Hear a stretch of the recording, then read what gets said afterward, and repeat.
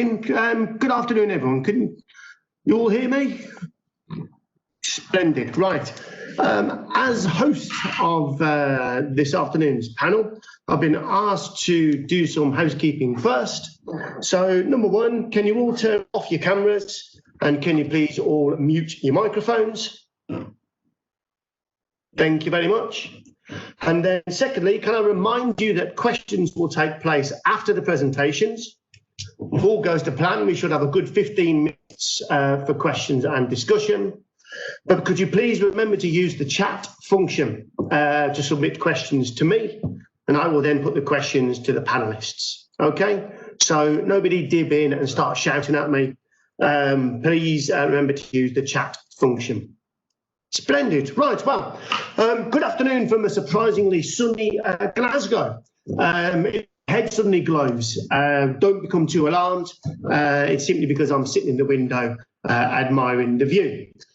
For those of you who have not come across me before, my name is Professor James Mills, and the reason that I am your host in the panel this afternoon is because I am the principal investigator of the project from which the panel takes name. So let's have a go at sharing my screen.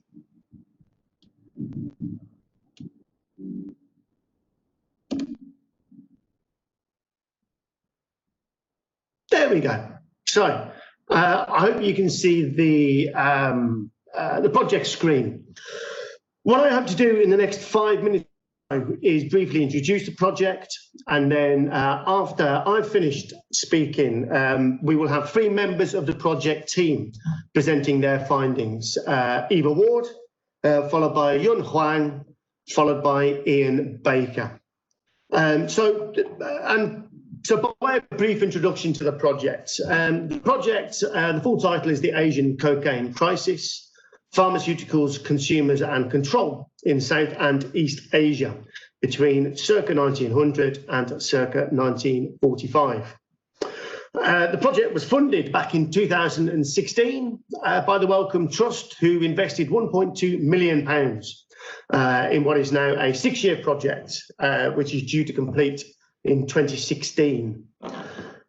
The project had at its core, and there's a bit of introduction for those of you who can't bear listening to me any further, but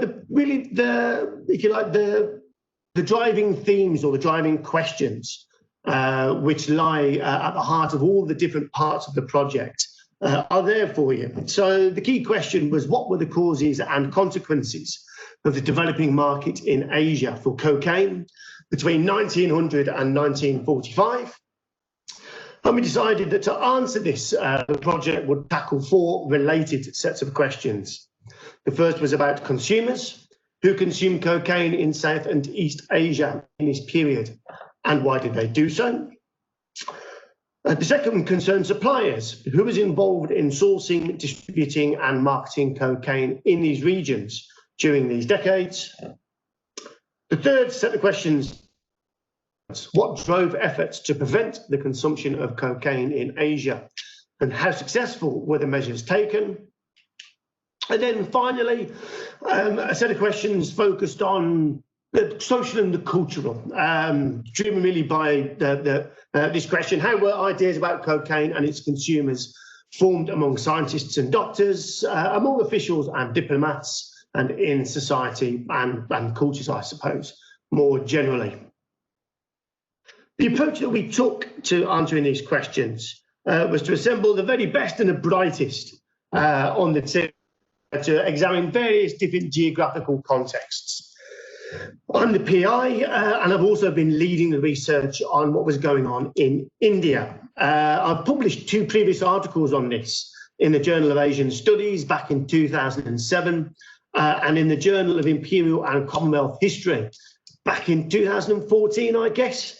So my work is really ongoing and building on the research that I did in the earlier period, and trying to work out what happens in the 1930s and the 1940s to the cocaine market.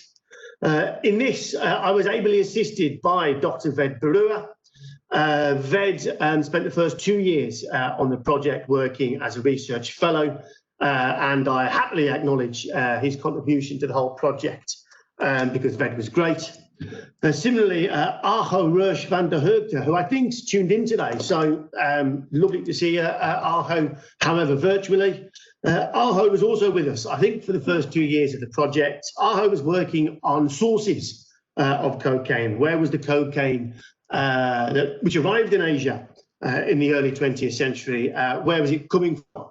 And which routes did it follow in order to get to Asia? And again, happily acknowledge all of Arho's hard work in Dutch archives, German archives, across the UK, he worked in archives, Swiss archives. So again, the project without Arho or Ved's early work for us. What we then did was assemble 4 PhD students. Micah was looking at career, but sadly Micah had to drop out of the project 2 years in, which leaves Ian and Yun. Ian and Yun have just completed their PhDs. So I hope you'll all join me in congratulating them in not just finishing their projects, but successfully defending their theses. And then Eva Ward, who's not on the screen for some reason. Eva joined us a year into the project and is currently just finishing the 3rd year of her PhD research. So Eva's work today is very much work in progress. Let me just knock that off the screen.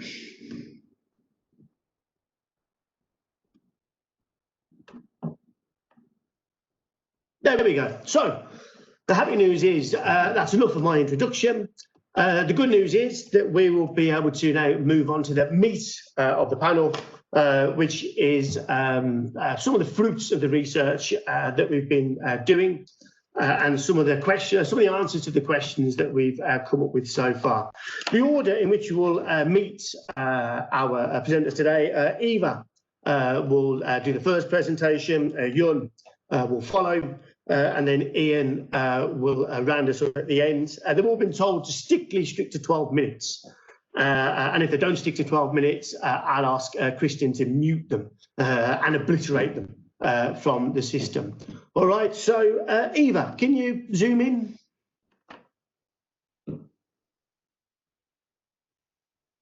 There you go. Right, Eva, it's all yours. Great, thank you for the introduction, Professor Mills. And as you said, this is very much a work in progress. So I'll be grateful for any feedback that y'all might have.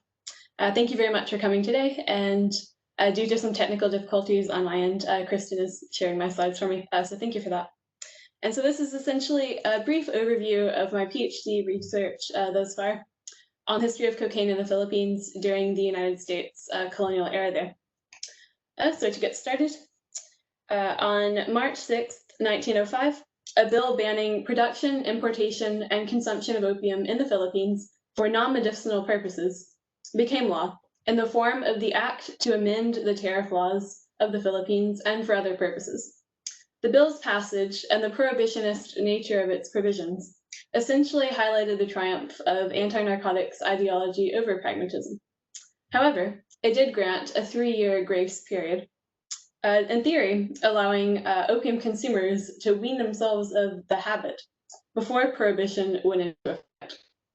Rather than ending the non-medicinal consumption of opiates in the Philippines, the ban created a market for additional psychoactive substances, in particular cocaine, which exists to this day. Cocaine thus eventually joined opium and morphine and other opiates in straddling a divide between medicinal and so-called illicit spheres of consumption in the Philippines. In light of the prohibition on opiates being due to take effect in 1908, individuals engaged in the commerce in opium adapted by taking advantage of an unforeseen loophole in the 1905 law. A new slide, please, Kristen. The wording of the ban, thank you, meant that after March 1st, 1908, it shall be unlawful to import into the Philippines opium in whatever form, except by the government, and for medicinal purposes only, and at no time shall it be lawful to sell opium to any native of the Philippine Islands, except for medicinal purposes.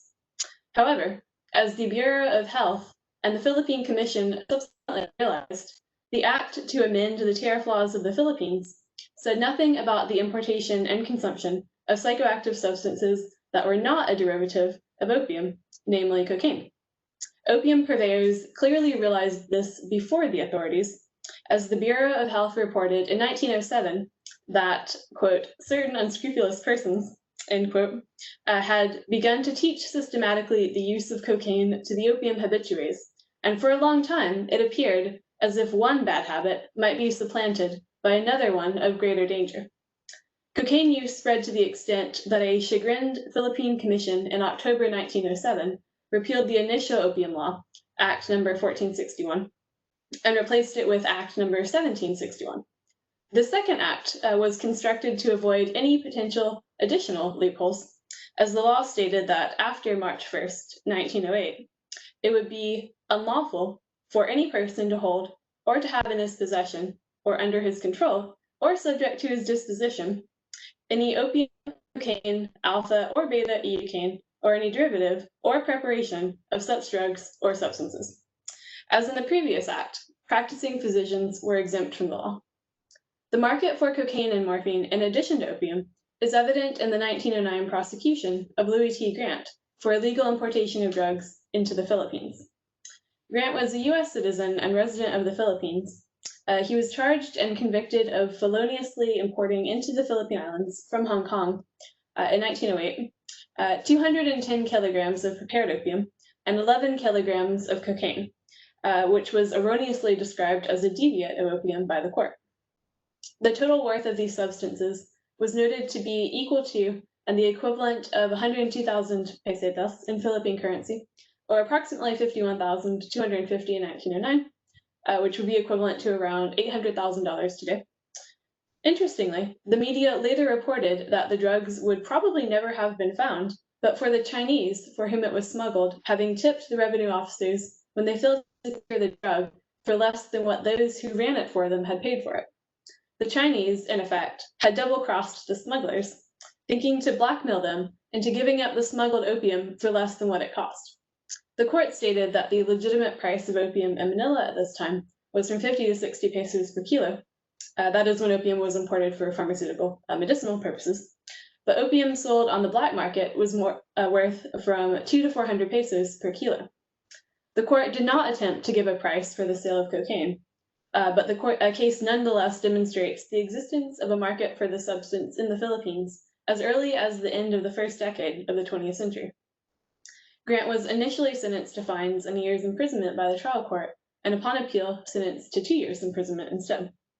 As a U.S. citizen, unlike Chinese nationals, he was not further subjected to deportation. However, cocaine also featured in, from the viewpoint of customs officials, legitimate medical contexts in the Philippines.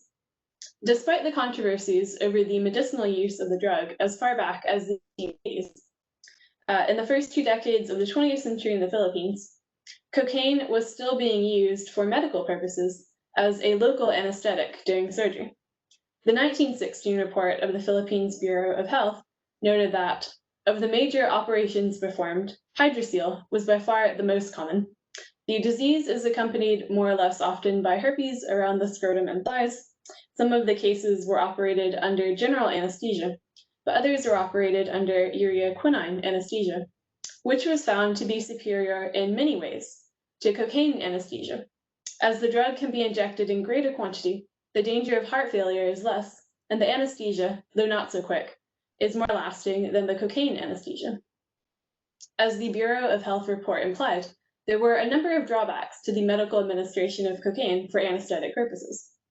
As a result, the majority of cocaine in the Philippines in the latter half of the American colonial era was increasingly more likely to be of an illicit variety.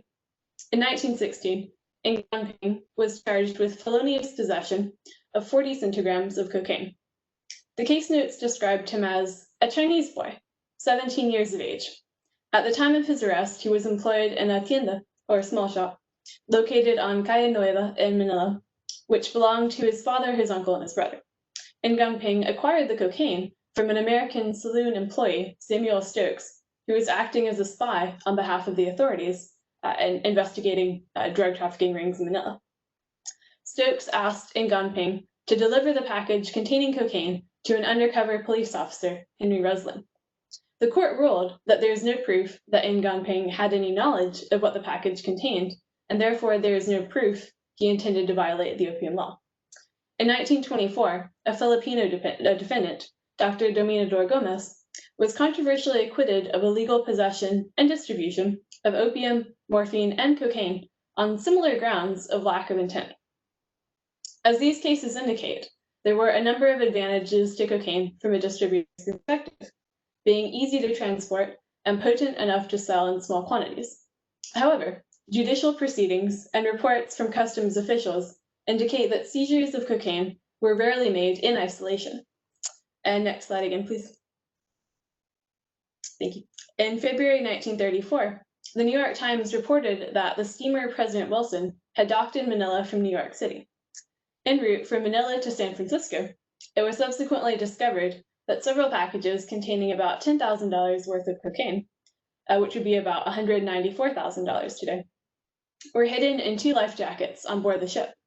In addition to the packages of cocaine, a trunk of opium had also been uncovered in the hold at Manila, which would have been worth about $40,000 or $775,000 today.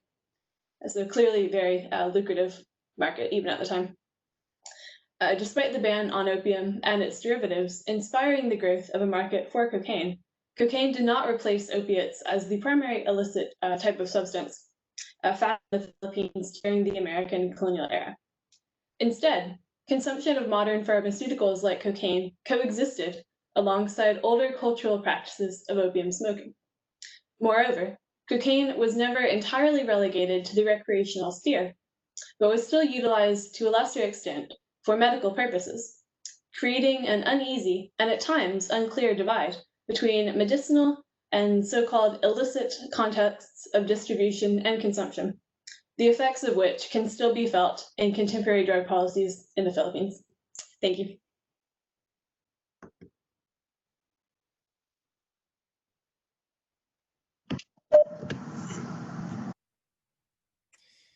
Greetings from Scotland, where I'll be making this short presentation as part of the panel on the Asian cocaine crisis. And as Professor James Mills has presented, this is a project that looks at the history of cocaine after its initial introduction into Asia from the last decade of the 20th century, right up until 1945, with the defeat of the Japanese Imperial Army after the Second World War, Japan having become a great cocaine manufacturer in Asia from 1917, after cocaine manufacture became more problematic in Europe due to the regulations instituted from 1912, 1913 with the conferences at The Hague. So in this short presentation, I'll focus on a particular moment in the Asian history of cocaine, particularly the period leading up to the First World War. And in that context, I'm going to switch over to the slides. And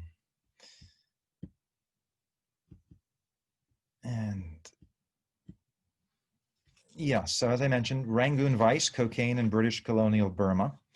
In 1913, the year before the outbreak of the First World War, Burma's Commissioner of Excise, W.R. Stone, observed in the Excise Administration's 1913-14 report that, quote, results of detective and preventive action during the year have been distinctly encouraging, with one exception, cocaine, end quote. Annual accounts by Burma's colonial authorities repeatedly attributed the increasing presence of cocaine in Burma to diminishing access to Government of India manufactured opium, alongside correspondingly greater supplies of illicitly imported European manufactured cocaine. This perception followed the lead of the June 1904 report of the committee appointed by the Philippine Commission to investigate the use of opium and the traffic therein, which claimed that, quote, owing partly to the unsatisfied demand for opium, it is found in Rangoon at least, the hypodermic use of morphia and cocaine is becoming common. The Philippine Commission report had also noted that, quote, dens for the hypodermic use of these drugs are springing up in Rangoon. Morphia and cocaine are imported from England and other parts of Europe in large quantities and are producing deplorable results. The Commission's report further noted that the British colonial government found their attempted method of opium suppression to be a, quote, complete failure, and with true British courage, it was acknowledged to be so. One of the most comprehensive accounts of the consumption, commerce, and control of cocaine in Burma prior to the First World War was provided by the spouse of a British Imperial Police officer, Bithia Mary Crocker, who we see pictured here on the left, in her novel, The Road to Mandalay, A Tale of Burma, published in 1917, explores the consumption of opium, morphine, and cocaine by Burmese and foreign residents in Rangoon in 1912 and 1913, when, in the words of her principal narrator, cocaine was, quote, poisoning people in Rangoon by hundreds. The same narrator also noted cocaine's extreme profitability to those who dealt in it. As her character states, there is no business to touch it in the money-making line. So one of Crocker's principal characters is the English wife of a German businessman in Rangoon, whose wealth derives from clandestine cocaine trafficking, which he carries on without his wife's knowledge. Meanwhile, he remains unaware of his wife's cocaine and morphine addiction, which eventually proves fatal to her. As other Europeans succumb to cocaine, Crocker vividly evokes the progressive physical and mental degeneration associated with persistent overconsumption of cocaine and morphine, as paralleled in contemporaneous accounts by Burma's colonial excise administration. As the chief superintendent of excise, named W.B. Comer, wrote in 1911, the primary effect of small doses of cocaine is to, quote, greatly increase the bodily and mental powers, giving a sense of calm happiness and indifference to mental or bodily troubles. It also deadens the sense of hunger. The exhilaration thus caused induces the person to continue taking the drug until the habit is established. Comer further stated in his report, which we see pictured here on the right, part of it at least, that continued indulgence in cocaine produces insomnia, anemia, and extreme emaciation, and frequently ends in death, either by cumulative cocaine poisoning or by intercurrent disease, to which the emaciated and anemic cocaine consumers are particularly susceptible, end quote. It should be noted, however, that Excise Superintendent Comer prefaced his report, and we can see that at the upper right here, with the following statement. Cocaine is an alkaloid obtained from the leaves of the coca plant, a handsome shrub indigenous to South America. It may be interesting to know that I have successfully cultivated it in Lower Burma, where it appears to thrive well.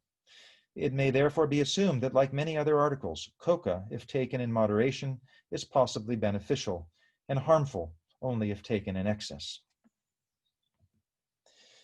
Bithia Mary Crocker's novelistic account of cocaine in colonial era Burma during this same time period presents a related view.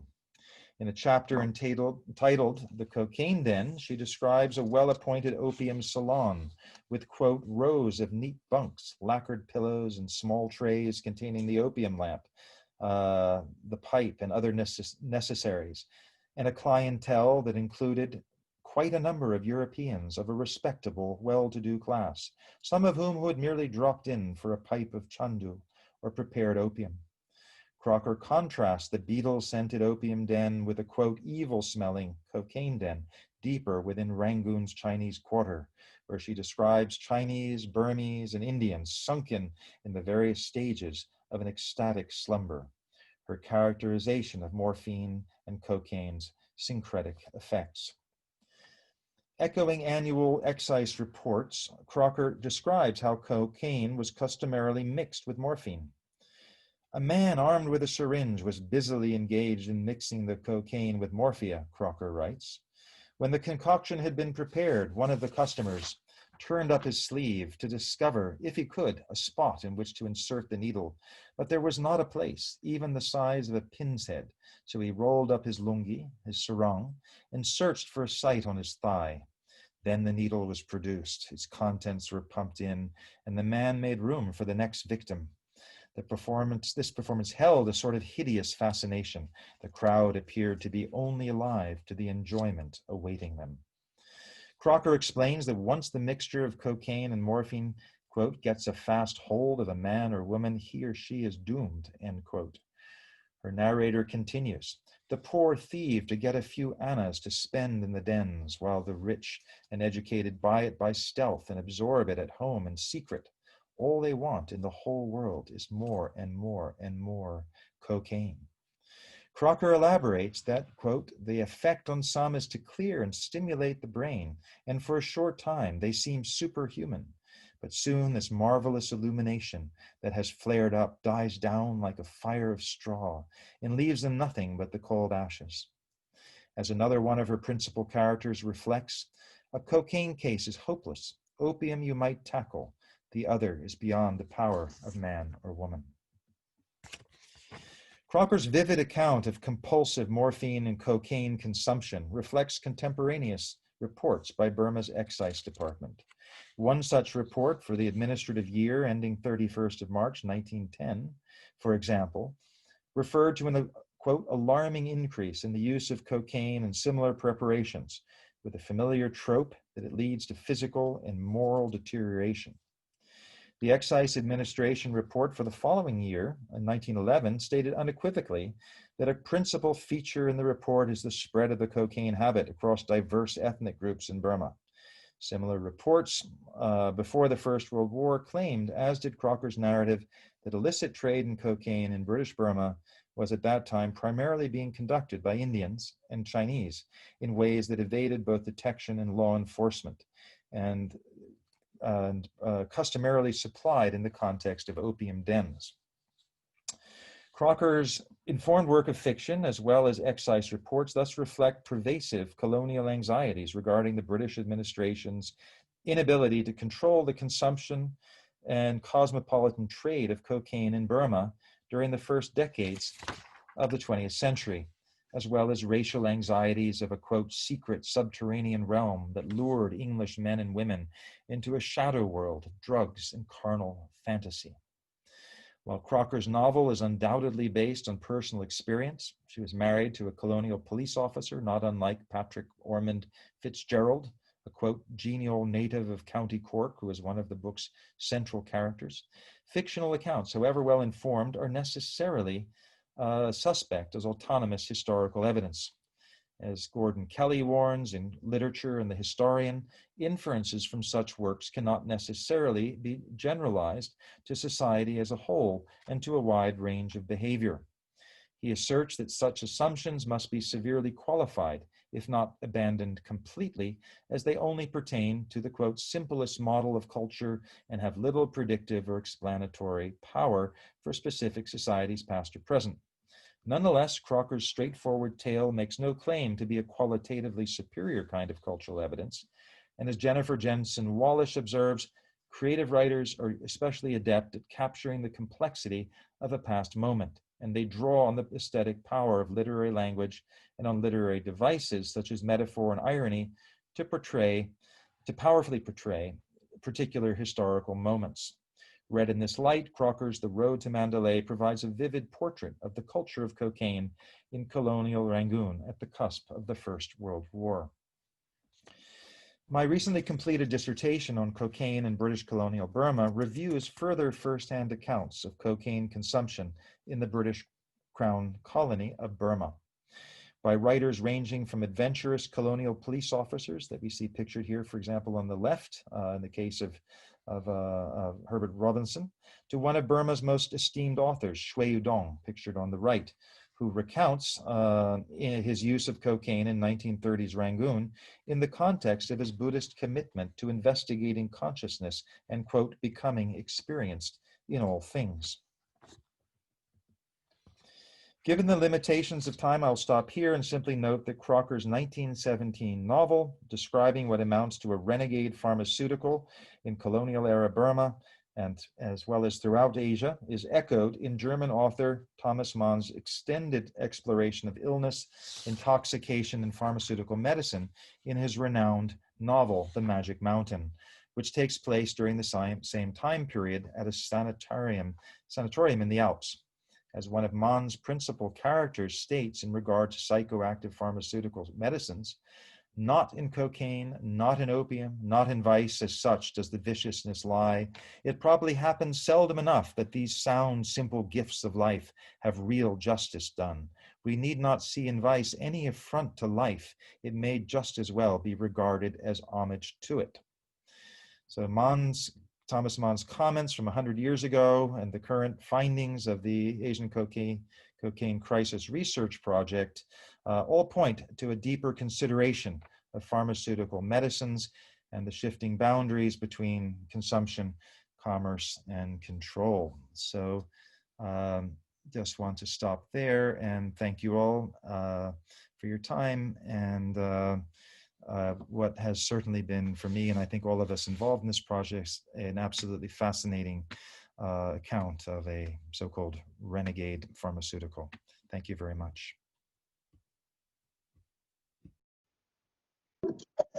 There I am. Right, thanks very much, Ian. That was great. And Yun, can you join us again, please? Can you hear me, Professor Mills? Yes, I'm not sure I can see you yet. Oh, you can't see me? I can see you and I can hear you. Oh, good. Just for information, everyone, we've got Yun will run for 12 minutes, but then for those who want to hang around for questions afterwards, there'll be a 10 or 15 minutes at the end, I think, where we can fire some questions and discussion around. So, Yun, take it away.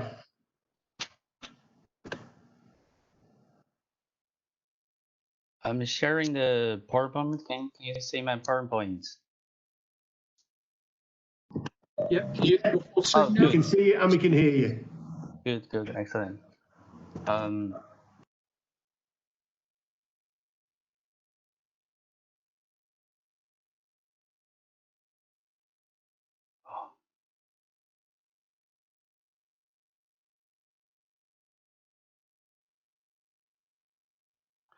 Okay. Thanks for the introduction, Professor Mills. Thanks everyone for attending this panel.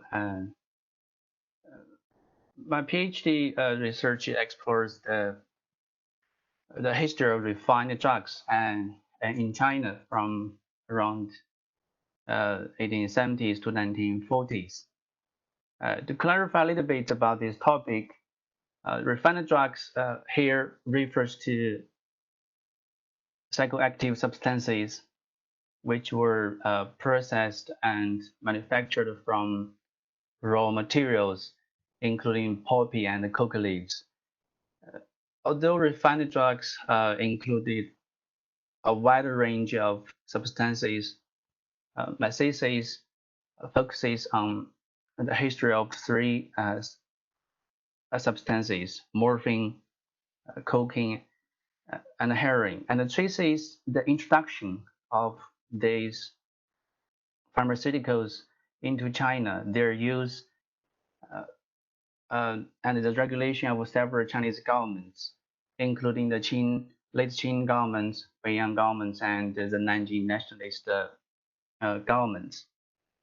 While my thesis touches on the consumption and supply aspects of these refined drugs, it aims to answer the research question of how Chinese government tried to draw a line, to draw and police a line between the licit and the illicit use of refined drugs in China from the late 19th century to the mid of the 20th century. Here I use the dichotomy of licit and illicit, but during that period, licit and illicit became interchanged with the terms medical and non-medical, and that the use of these terms was not straightforward and self-evident. At different times and in various places, the term illicit or non-medical use could refer to consumption for purposes of intoxication for self-medication to enhance sociability in groups or provide a monetary escape of all obligation from different circumstances, or to satisfy the craving of regular habit. Illicit or non-medical use was complicated and shifting terms that covered a wide range of situations and contexts. One objective of my PhD research is to trace the agendas of those consumption whose consumption were bundled into these categories and the reasons that the authorities used this category for them. Throughout the period which my thesis covers, evidence indicates that there was an accepted licit use of these refined drugs. Taking cocaine as the example, as early as the late 1880s, shortly after the medical professionals in Europe, such as Britain, start to appraise its medical use as a local anesthetic, cocaine was used by medical missionaries to perform operations. Next slide, please.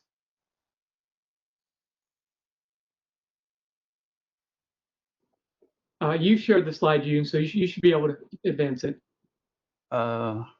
Ooh. Sure.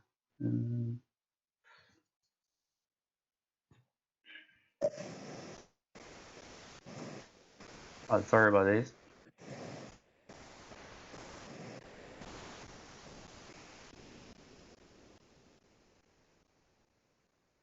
Can you click Oh, there here we at the bottom?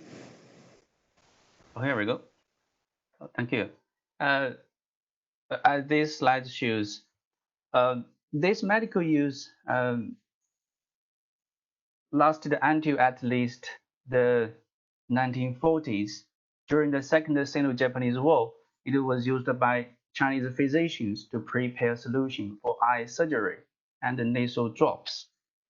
It is unclear when cocaine started being imported into China, but between 1908 and 1914, cocaine importation was recorded in the returns of trade of the maritime customs, then moved to the category medicine from 1915. Along with the history of the illicit use of these psychoactive substances was that of the illicit use. I'm also taking cocaine as the example. The importation of cocaine for the purposes other than medical and scientific use was prohibited by the Chinese Maritime Customs Service from the January of 1910. Since the use of cocaine emerged in China in the late 1880s, this regulation means that for around 2 decades, cocaine was brought into China freely without any regulation. So by definition, any use was counted as illicit. From the implementation of the importation regulation in 1910, confiscated cocaine smuggling was recorded by the Chinese Maritime Customs Service from time to time. After the importation regulation in 1910, another important regulation of the Chinese government was the regulation for penalties on morphine offenses in 1914. Although it's a regulation on morphine offenses, cocaine and heroin were also included in its last clause. Therefore, by 1914, all these three refined drugs had been included into the control regime, and more drugs-related activities were viewed as illicit. For instance, these slides. Oops.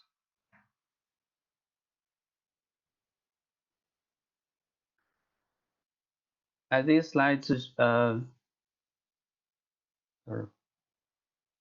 Okay, here. This slide shows in March of 1990, the Peking-Mukden Railway Police confiscated 65 bags of long-nourishing pills, which were found containing cocaine and heroin. Interestingly, after confessing that they didn't know these pills contained the regulated drugs and paying the bill, the two offenders were released. A comparison with some other contemporary refined drugs offense cases suggests that the implementation of those regulations was much more complicated than the policies written on the paper. It had regional, gender, and race differences.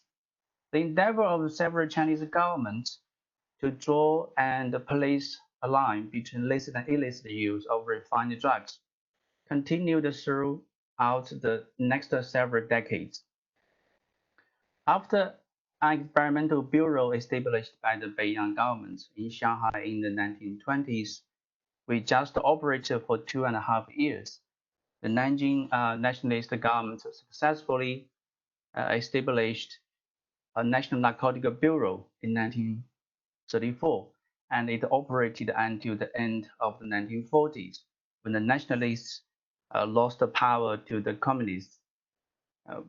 From the late 19th century to the middle of the 20th century, the authority of drawing the line between licit and illicit use of refined drugs was gradually nationalized and centralized. It's a process extending the authorities of the Chinese state over the society and the economy. It was also a process which was constitutive of state building and modernization of China. Thank you very much.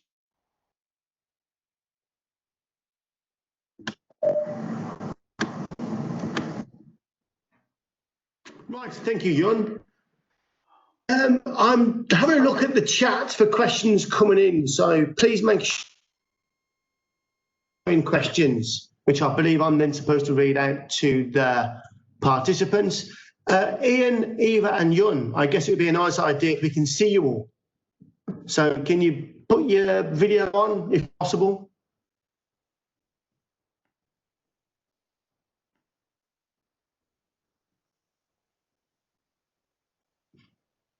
Very good. Right, I've got 2 quick points to make. The first point is, if anybody is wondering, yes, I have got plans, but only from the waist down, all right? So I'm not putting that on camera. And secondly, if you're wondering where we are in terms of the project overall, the project's really in write-up stage now. So Yun and Ian are now looking to polish up their theses for book contracts and monographs, and we're confident that we'll find publishers for these early next year. Eva is due to complete her PhD, well, 3 years of her PhD in April. And then we're fortunate enough to have Eva with us then again for another 12 months while she begins, she completes her dissertation and then begins churning out publications. For myself, I've got 2 years in which I've got to finish off the India project. And then we're all beginning to start thinking about ways in which we can work together to provide a kind of Asian overview in terms of the kind of key answers which transcend geographical boundaries and which kind of transcend political boundaries in this period. But I think what's most interested me, I think, or what I found, what I hadn't really expected to find, but which is beginning to emerge from all the work, is a concept of time. Because I think what we've all found spoke mostly to that there.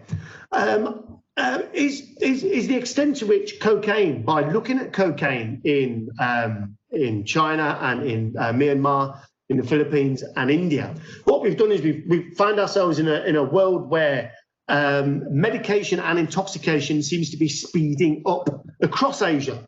in this period, because the story about cocaine also seems to be the story about morphine.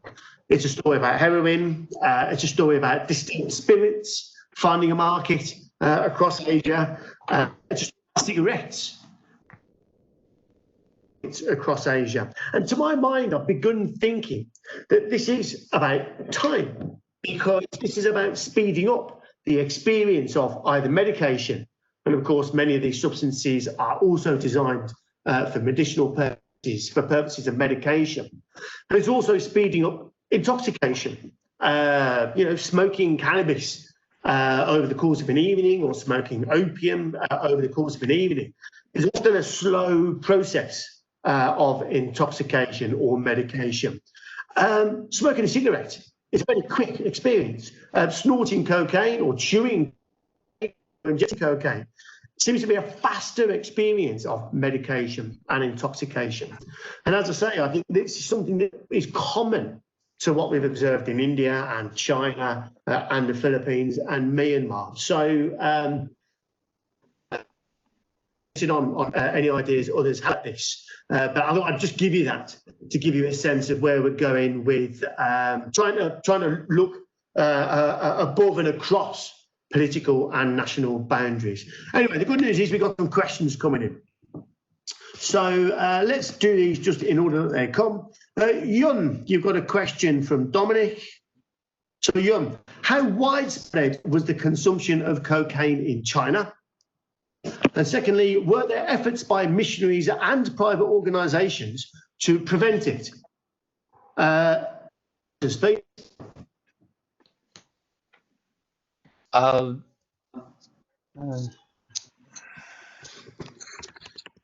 think a quick answer for the how it's widely used that is not also widely as the use of both medical and non-medical as morphine and heroin.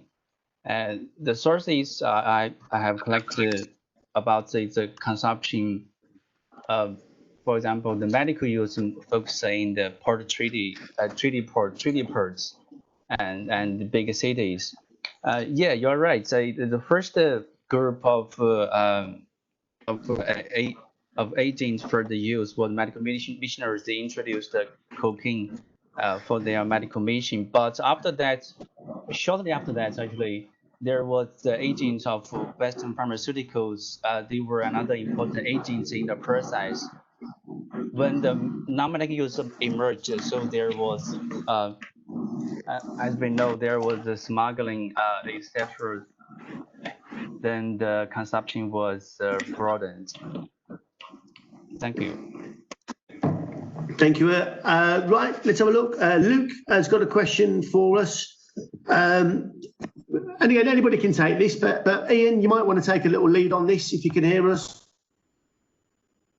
What do the papers collectively say about global regulation and I guess how global regulation impacts on local contexts? Ian, can you answer a question like that, speaking from Burma?